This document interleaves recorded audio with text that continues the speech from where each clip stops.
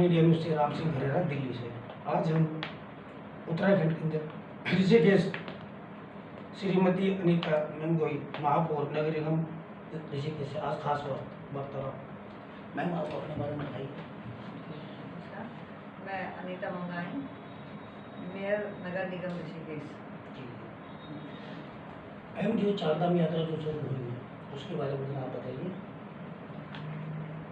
चारधाम यात्रा कोरोना काल में 2 साल प्रभावित रही है और ये विश्व भर से यहाँ पे चारधाम यात्रा के लिए लोग आते हैं। ऋषिकेश चारधाम यात्रा का प्रवेश द्वार है और जिस तरह से कि 2 साल बाद यात्रा खुली है, तो सबसे पहले तो मैं देश के यशस्वी प्रधानमंत्री नरेंद्र भाई मोदी को अपनी ओर से, अपने नगर निगम ऋषिकेश क्षेत्र की ओर से, यहाँ उत्तराखंड की जनता की ओर से और तमाम देश विदेश से आने वाले तीर्थयात्रियों की तरफ से उनका हृदय से आभार व्यक्त करती हूँ, धन्यवाद करती हूँ कि जिस प्रकार से उन्होंने इस वैश्विक महामारी से, जिससे कि आप देख रहे होंगे कि जो बड़े बड़े विकसित देश थे जो कि मेडिकल के क्षेत्र में कई गुना हमसे आगे थे, उन्होंने इस कोरोना काल में घुटने टेक दिए थे, वो विवश हो गए थे।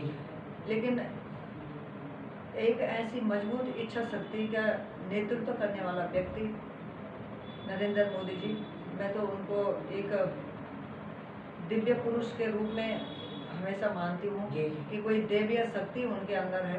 जिस प्रकार से वो इस तरह से अपने देश को बचाते हैं, तो उसमें उन्होंने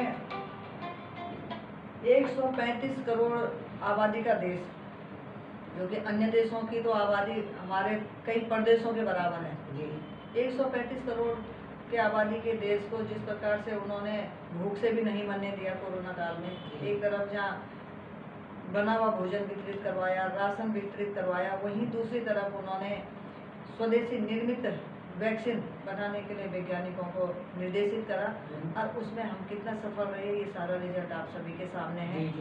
जिस प्रकार से कि आज कोरोना अभी गया नहीं है, लेकिन उसके बावजूद भी इतनी बड़ी संख्या में ऋषिकेश में आप देख रहे होंगे कि लाखों की संख्या में चारधाम के लिए यात्री यहाँ पे, तीर्थयात्री श्रद्धालु यहाँ पे पहुँच रहे हैं। तो उसी चीज़ को देखते हुए, यात्रियों के उत्साह को देखते हुए नगर निगम ऋषिकेश ने पूरी अपनी तैयारियाँ करी हुई हैं। उन तैयारियों के लिए हमने सबसे पहले जो स्वच्छता पे मेन फोकस, क्योंकि स्वच्छता, स्वच्छ शरीर में ही स्वस्थ मस्तिष्क रहता है और स्वच्छता स्वस्थ रहने के लिए एक सबसे आसान तरीका है कि जो पूरी तरह से हमारे हाथ में होता है। तो हमने स्वच्छता पे पूरा फोकस इसमें करा हुआ है। 3 चरणों में हमारी सफाई व्यवस्था चलती है नगर निगम की, सुबह, दोपहर, रात्रि को। उसके बाद हमारे जितने भी प्याऊ थे, वाटर कूलर थे, उनको हर जगहों पे, उन स्थानों पे, उन स्टोरों पे हमने लगा रखा है, उनको पूरा सर्विस करके।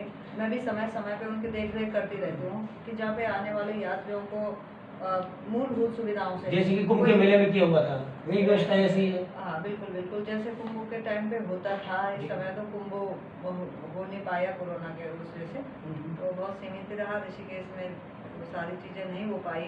जैसे कि देहरादून में किया होता है, तो उसी तरह से हमने उसको हमने आगे यहाँ पे रखा हुआ है। शौचालयों की व्यवस्था, हर जगहों पे शौचालय हमने, कहीं पे हमारे पक्के शौचालय हैं, कहीं पे हमने मोबाइल टॉयलेट रखी हुई है, कई जगहों पे हमने ऐसी व्यवस्था कर रखी है कि किसी भी प्रकार से बाहर से आने वाला जो भी यात्री है, वो किसी भी प्रकार से उसको दिक्कत ना हो।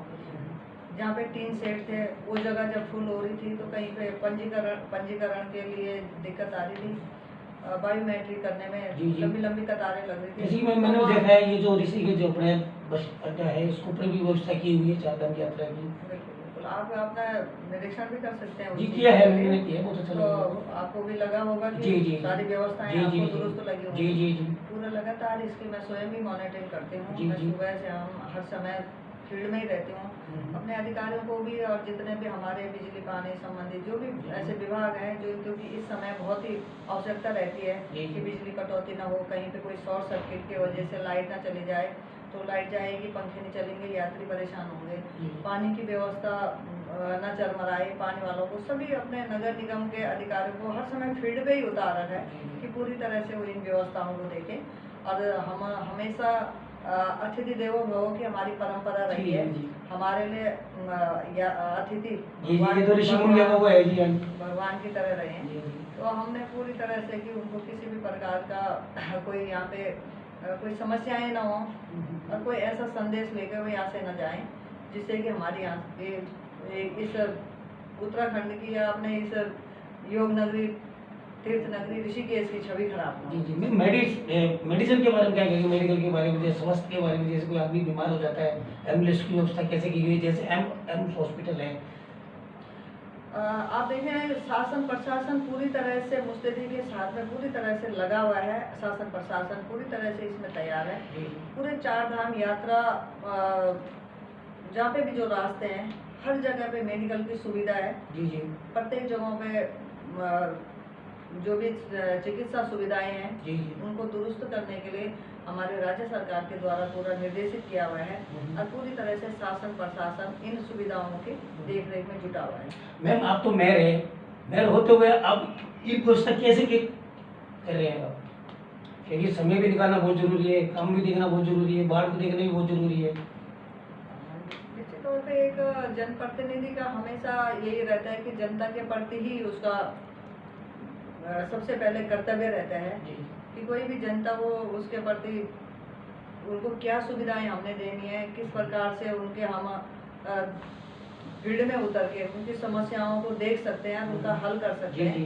तो उसी का हमारा प्रयास रहता है कि सभी 40 वार्डों में घूमना होता है, सभी कहीं पे कोई ऐसी दिक्कत ना हो।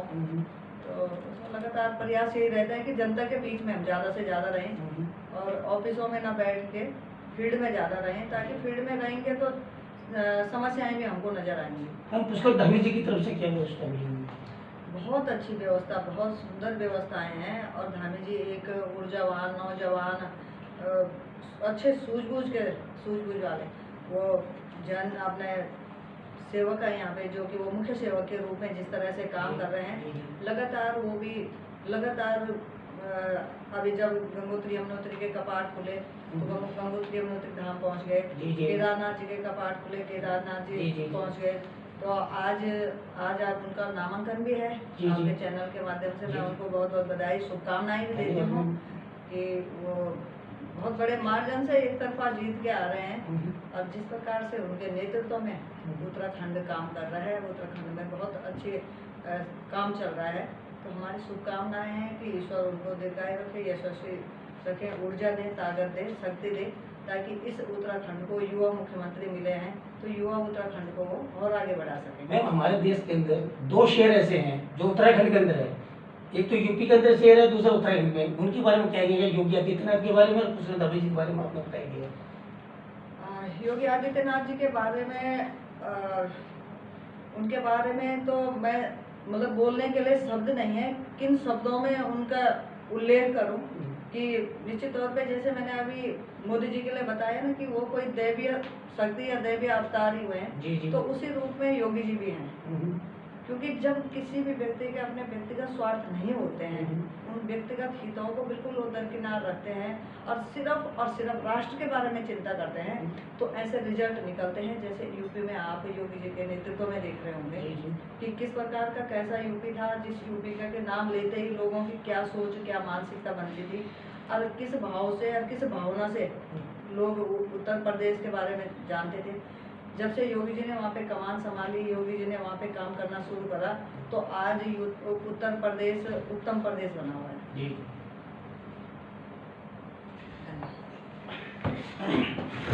देखिए, आज मिले हैं मेरे साहब से, बहुत अच्छी तरह वार्तालाप हुई। मैं राम सिंह खरेरा, पुष्कर इंडिया न्यूज़ दिल्ली से, और मेरी सहयोगी रेखा दुआ के साथ। जय हिंद, जय भारत।